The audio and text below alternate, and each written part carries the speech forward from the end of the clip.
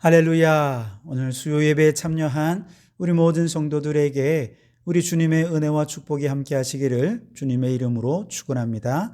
오늘 우리에게 주시는 하나님의 말씀은 한 세 군데 정도 찾아 읽겠는데요. 먼저 히브리서 11장 32절 말씀입니다. 제가 봉독해 드립니다. 내가 무슨 말을 더하리요? 기드온, 바락, 삼손, 입다, 다윗 및 사무엘과 선지자들의 일을 말하려면 내게 시간이 부족하리로다. 아멘. 이어서 사사기 6장 12절 말씀입니다.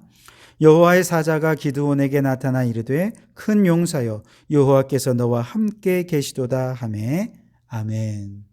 또 사사기 7장 2절 말씀을 봉독해 드리겠습니다.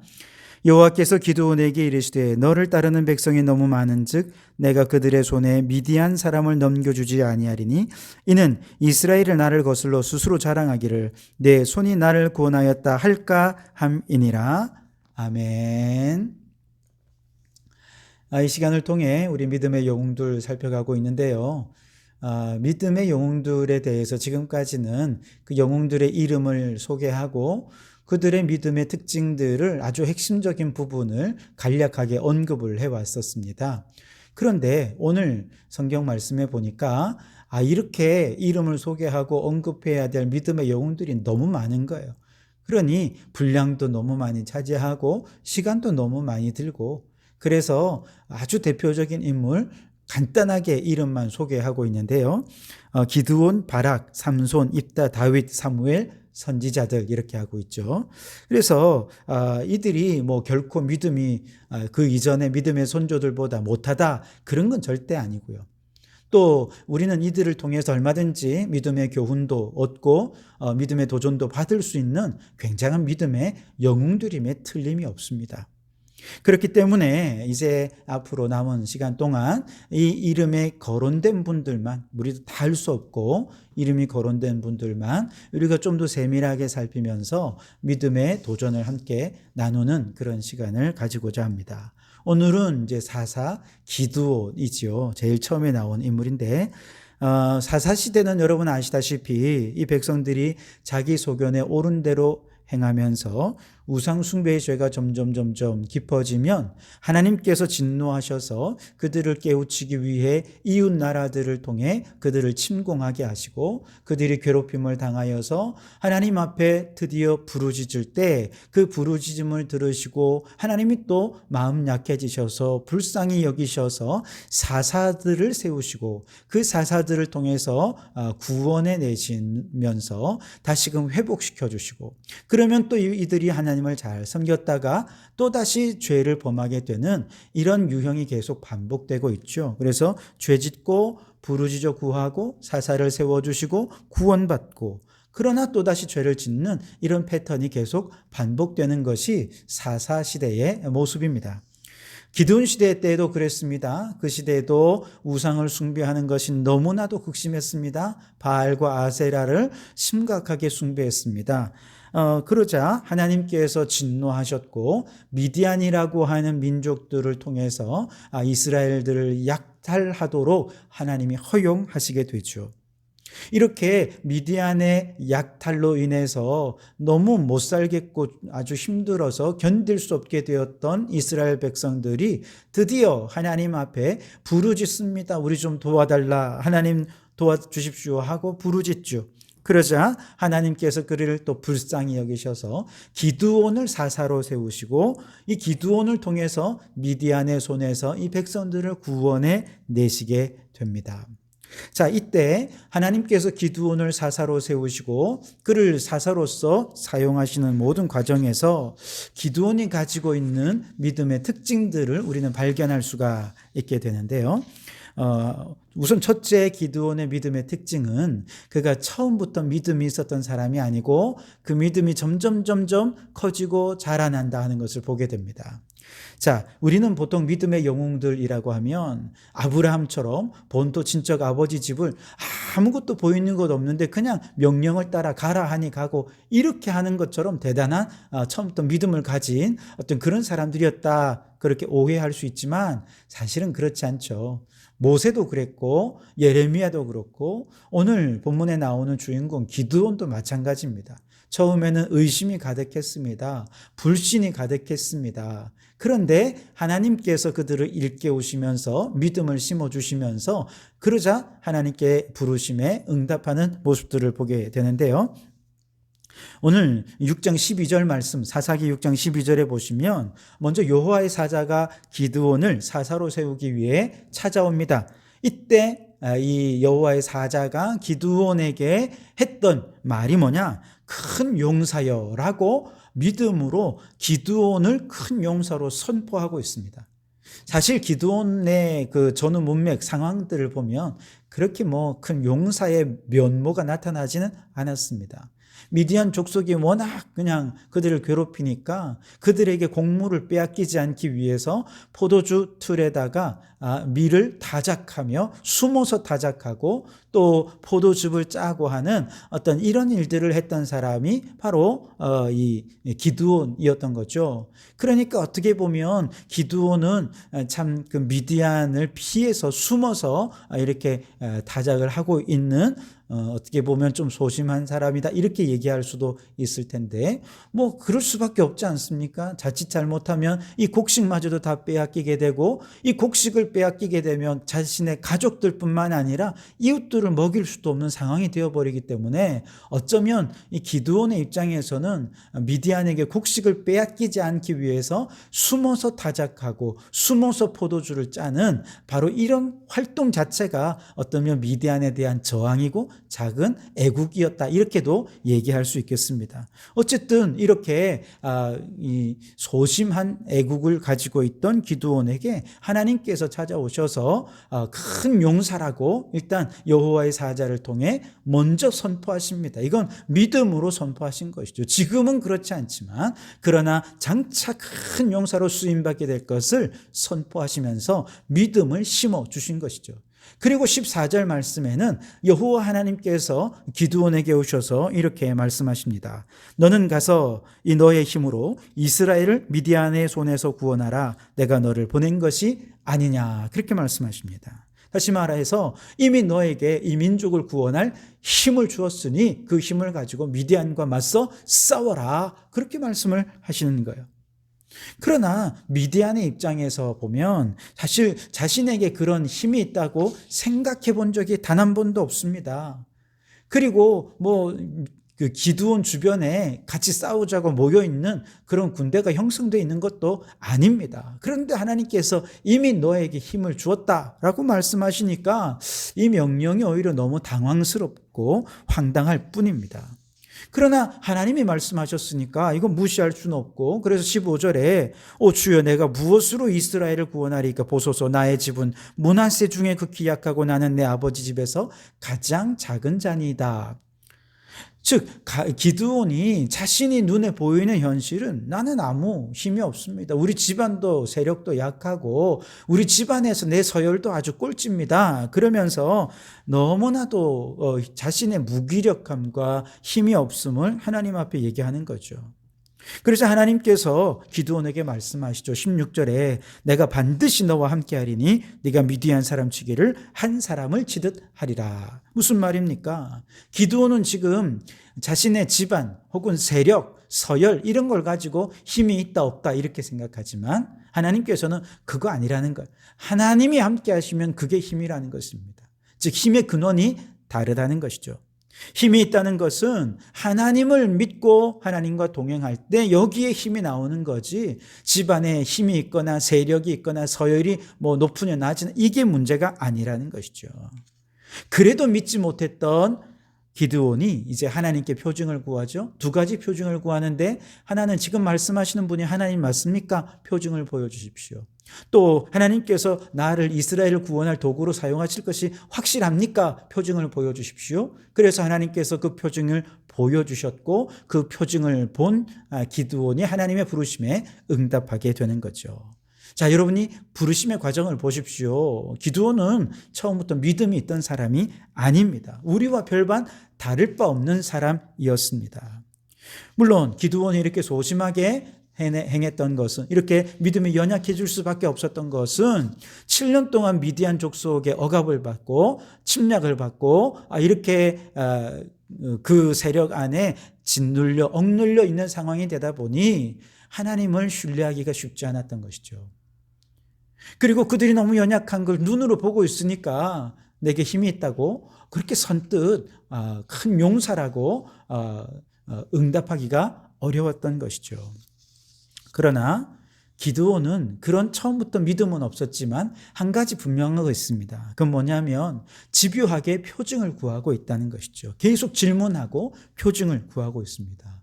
그건 무엇을 의미할까요? 믿고 싶다는 거예요. 하나님이 나를 큰 용사로 세웠다고 하는데 나 진짜 그걸 믿고 싶습니다. 그러니 표징을 보여주십시오. 하나님께서 내게 힘을 주셨다고 하는데 내 눈앞에 보이는 건 없는데 나 그거 정말 믿고 싶습니다. 그래서 그 힘으로 미디안을 좀 물리치고 싶습니다. 그러니 표징을 보여주십시오. 그러면서 그 갈망을 보여줄 때 하나님께서 그 갈망을 보시고 그의 믿음이 점점 자라게 해주신 것입니다. 그 믿음이 자라자 하나님께서 부르신 그 부르심을 수용하게 되고 일꾼으로 쓰임받게 된 것이죠. 기드온은 믿음이 없는 자였으나 한 가지 분명히 있는 것, 하나님의 말씀을 믿고자 하는 갈망이 있었다는 거예요. 그 갈망을 가지고 끊임없이 질문하고 끊임없이 표징을 구할 때 하나님께서 그 믿음이 확고한 믿음이 되게 해 주셨다는 것이죠. 어쩌면 오늘 이 시대 우리 성도들도 마찬가지가 아닐까 생각합니다. 코로나19 사태가 있으면서 많은 사람들이 교회를 떠났습니다. 교회에 대해서 좀 마음의 부담을 가진 성도들도 많이 있습니다. 왜 그렇습니까? 이 한국교회가 보여준 모습은 너무 무기력하고 또 오히려 세상의 비난을 받기에 정말 합당한 그런 모습들을 보여주면서 교회와 성도들에게 실망하는 모습을 너무 많이 보았기 때문에 그렇습니다. 눈으로 보이는 한국교회의 현실, 성도들의 현실은 너무 무기력합니다. 이 세상 문제에 대해서 너무나 무기력하고 오히려 문제만 일으키는 자들처럼 보입니다. 그러다 보니 많은 사람들이 교회에 실망하고 또 성도들에게 실망을 하고 교회를 떠나고 때로는 비난하는 모습들도 우리는 많이 보게 됩니다. 그러나 이처럼 믿음 없는 한국교회 성도들과 교회들에게 오늘 주님은 기드온에게 말씀하신 것처럼 분명히 말씀하실 것입니다. 큰 용사여라고 말이죠. 지금 한국교회의 모습은 전혀 용사 같은 모습이 아닙니다. 그러나 주님은 우리에게 말씀하십니다. 이미 큰 용사의 사명을 주었다는 것이죠. 또한 주님은 우리에게 말씀하십니다. 이미 너희에게 큰 힘을 주었다. 그러니 그 힘으로 맞서 싸워라. 눈앞에 보이는 우리의 현실은 한국교회 너무 무기력한 현실이지만 그러나 하나님께서 이 믿음을 갖기를 원하시는 거예요. 이미 큰 능력을 주셨다는 것이죠. 그렇다고 교회를 비방하는 사람들과 맞서 싸우라는 것이 아니고 진리로 맞서 싸워서 진리가 승리하도록 하라는 것입니다. 주님께서 분명히 말씀하십니다. 내가 반드시 너와 함께 하리라. 우리의 힘의 근원은 한국교회의 세력이 커서가 아니고 또 대단히 권력 있는 사람들이 많아서 한국교회가 힘이 있는 것이 아니고 하나님이 한국교회와 함께 하실 때 이것이 힘의 근원이 될 때 비로소 한국교회는 놀라운 승리를 거둘 수 있게 되는 것이죠. 지금 연약한 믿음으로 우리가 정말 하나님의 능력을 때로는 의심할 때도 있고 불신할 때도 있을 것입니다. 그러나 중요한 것은 지금의 모습이 아닙니다.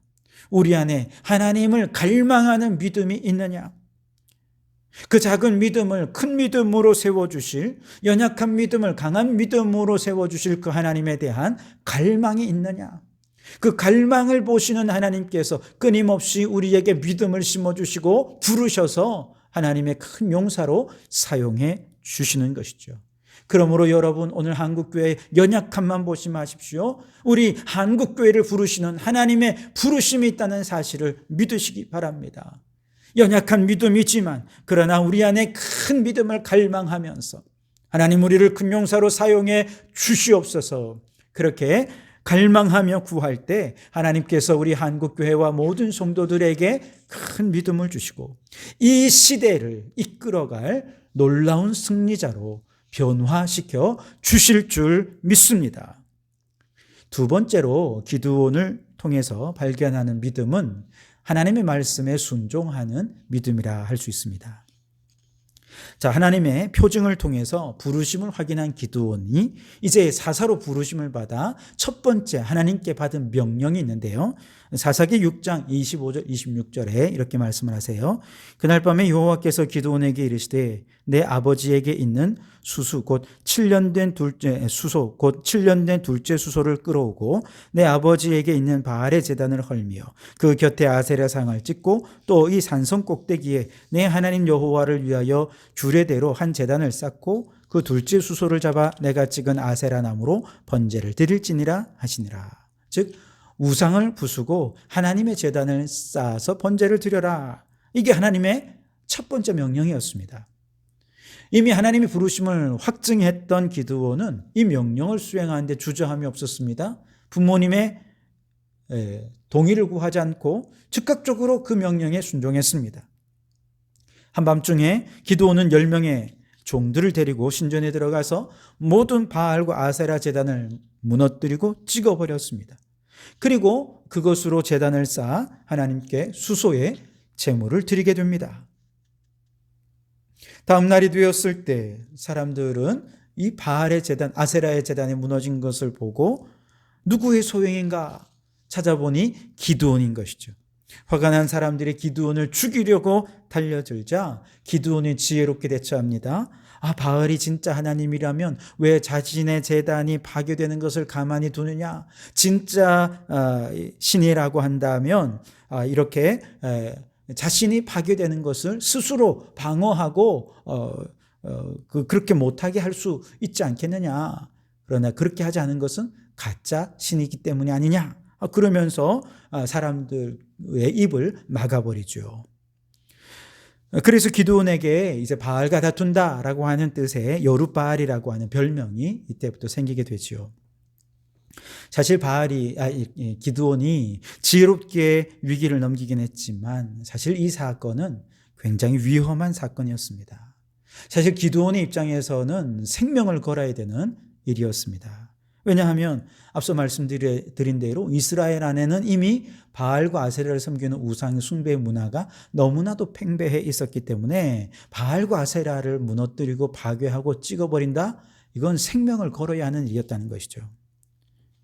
그러나 기드온은 하나님이 명령하셨기 때문에 죽으면 죽으리다 하는 각오로 하나님의 명령에 순종했던 것이죠. 여러분, 오늘도 하나님께서 하나님의 부르심을 받은 우리 성도들에게 명령하십니다. 하나님보다 더 귀하게 여기는 이 시대의 모든 우상들 찍어버리라. 이것이 우리 성도들을 향한 하나님의 명령입니다.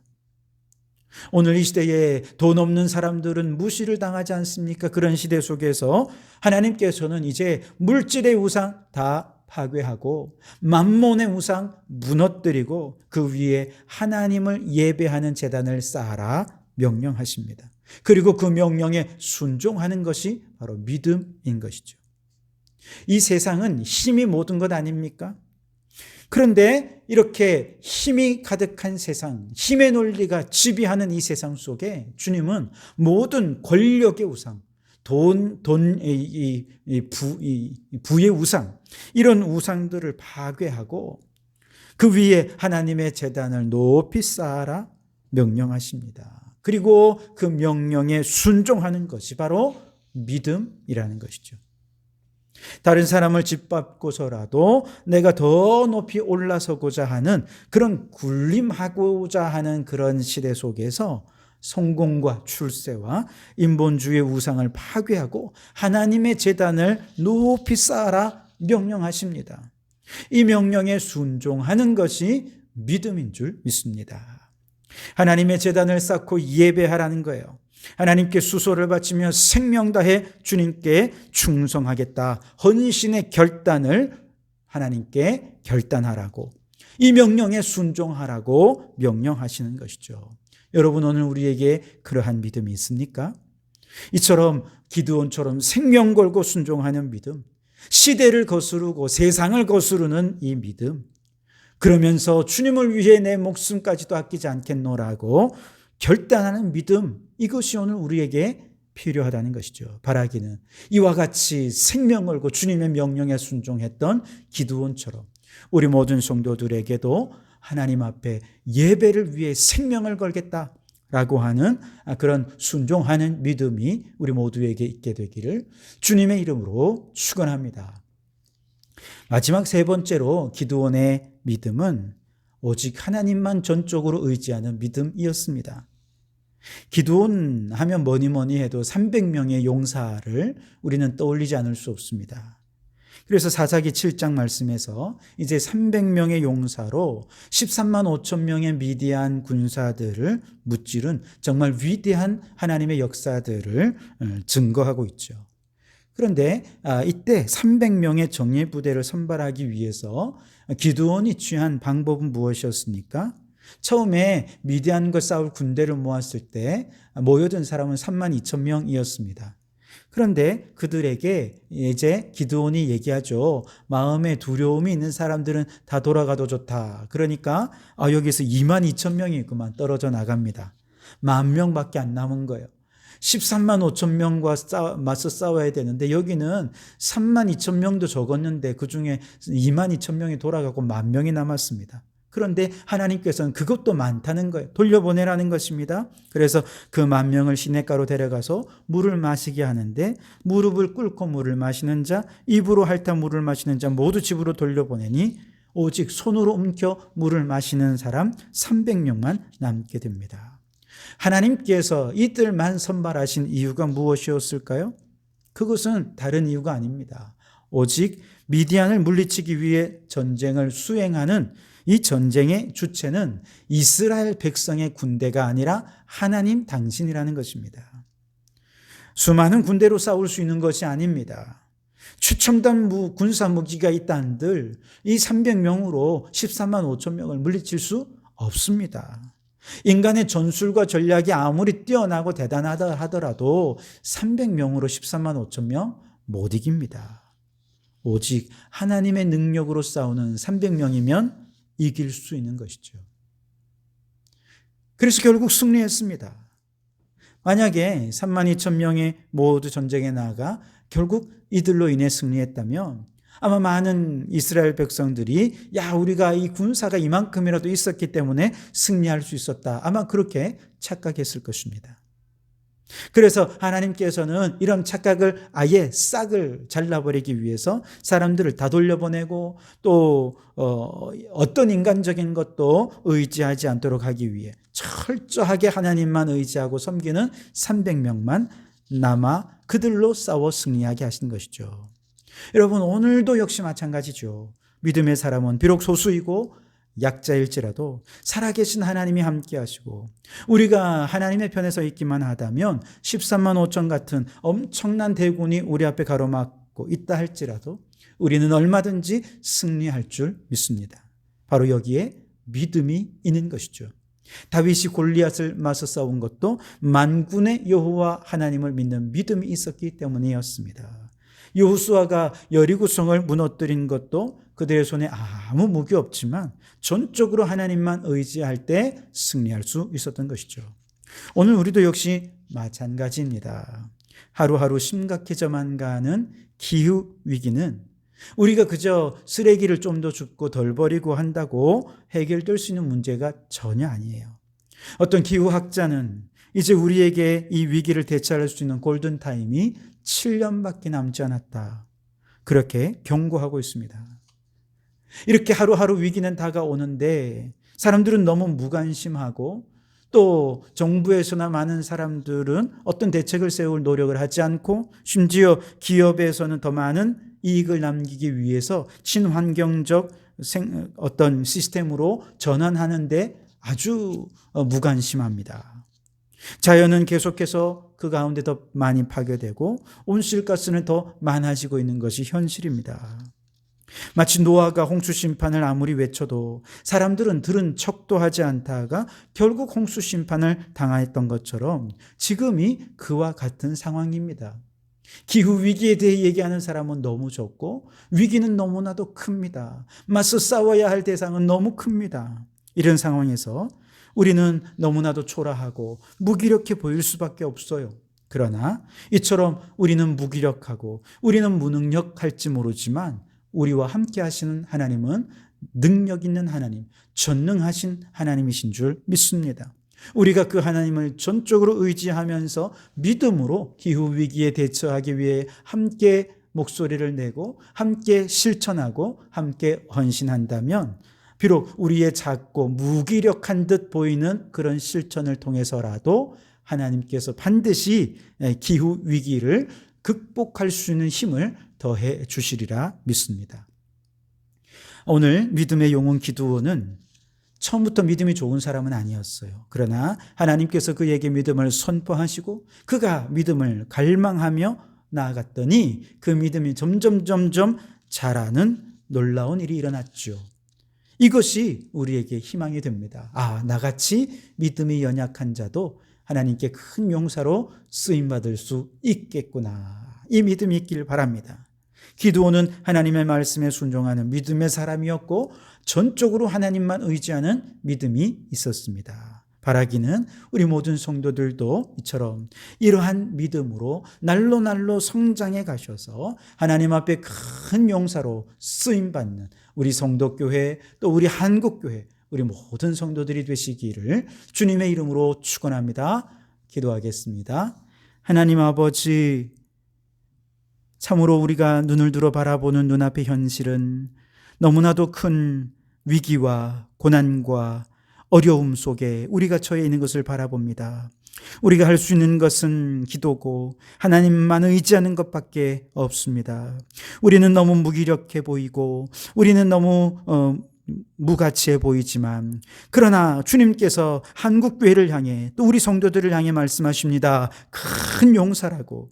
주여 이 말씀을 믿게 해 주옵소서.